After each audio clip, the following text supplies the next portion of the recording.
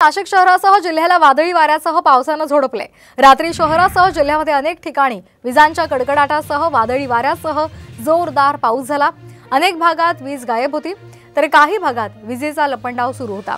रात्रभर शहरामध्ये पावसाची रिपरिप सुरू होती। अधूनमधून पावसाच्या जोरदार सरी बरसत होत्या। सकाळपासून शहरातील अनेक भागात पावसाने हजेरी लावली आहे। या संदर्भात अधिक माहिती घेऊयात आमचे प्रतिनिधी अभिजित सोनवणे यांच्याकडून। अभिजित, काय अधिकचे अपडेट्स मिळतात पावसासंदर्भात? रात्री नाशिक शहर असेल जिल्ह्यामध्ये अनेक ठिकाणी वादळी वाऱ्यासह मुसळधार पाऊस कोसळलेला आहे। त्याचा मोठा फटका खरं तर शेतकऱ्यांना बसलेला आहे। अनेक ठिकाणी पिकं भिजलेली आहेत।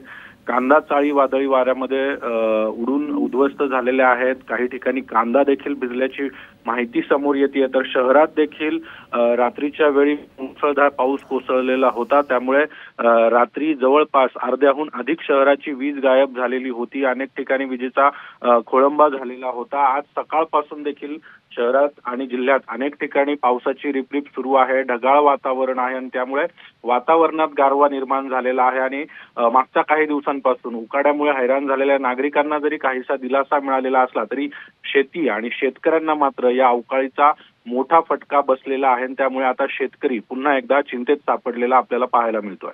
अगदी धन्यवाद आपण दिलेल्या माहितीसाठी। तर अनेक भागात वीज गायब आहे।